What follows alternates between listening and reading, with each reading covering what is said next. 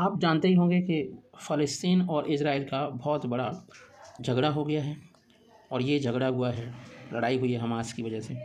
Israel Hamas का वार पिछले 34 days से जारी है और आपको बता दें, संयुक्त राष्ट्र ने बुधवार को कहा कि करीब 15,000 फ़लस्तीनियों ने गाज़ा की मुख्य सड़क सलाह अल दीन रोड का उपयोग करके पैदल ही उत्तरी गाज़ा से दक्षिण की ओर जा चुके हैं।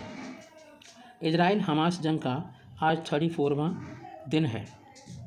इजरायली सुरक्षा बलों ने दावा किया है कि उसने अब तक हमास के 130 सुरक्षा सुरंगों को ध्वस्त कर दिया है। इस बीच हजारों फ़लस्तीनियों को उत्तरी गाज़ा से निकलकर दक्षिण की ओर शरण लेने के लिए पैदल ही जाते देखा गया है।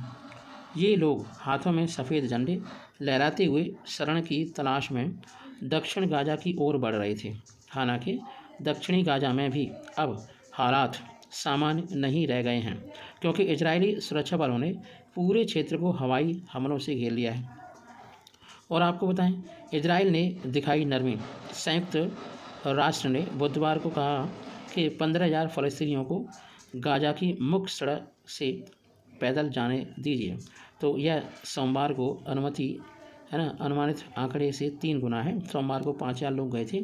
ऐसा तब संभव हुआ जब इजरायली फ़ौजों ने बुधवार को नरमी दिखाते हुए बमबारी में 4 घंटे की मोहलत दे दी, ताकि उत्तरी गाज़ा से है ना लोग वहाँ के निवासी निकल सकें। 4 घंटे तक बमबारी रोकना इजराइल के रुख में आई नरमी का संकेत है। इसका मतलब इजराइल भी फ़लस्तीनियों को नहीं मारना चाहता, पर उसकी मजबूरी है और हमास ने उसे क्या कर रखा है, मजबूर। हर चौक, हर बिल्डिंग पर कब्जा हो चुका है इजराइल का।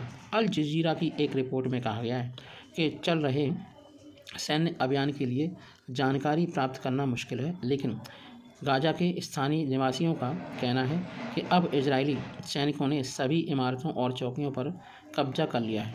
इजरायली सुरक्षा बलों ने कहा कि अब उत्तरी गाज़ा में सिर्फ 1 लाख लोग रह गए हैं, जबकि वहाँ की आबादी करीब 10 लाख है।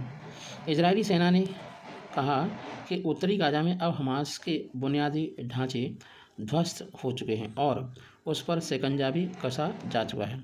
IDF के मुताबिक उसकी ज़मीनी सेना ने गाज़ा शहर को घेर लिया है और फ़लस्तीनी समूह के लड़ाकों के साथ झड़पें कर रही है।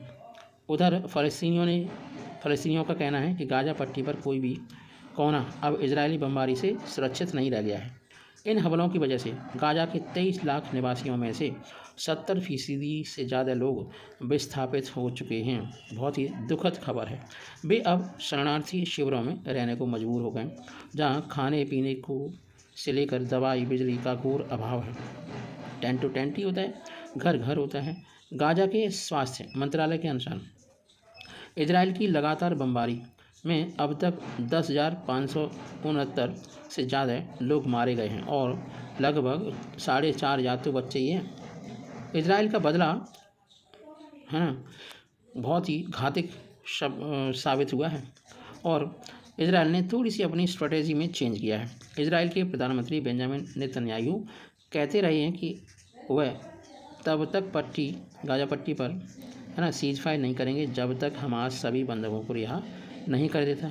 हालांकि वैश्विक दबाव और अमेरिकी दबाव पर इजराइल न सिर्फ हमास संग कतर की मध्यस्थता में बातचीत कर रहा है, बल्कि युद्ध में मानवीय ठहराव पर भी तैयार हो चुका है।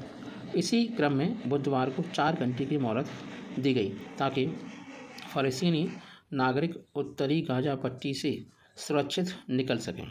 दूसरी तरफ हमास के आतंकी ठिकानों पर इजरायली फ़ौजों ने आक्रमण और तेज़ कर दिया।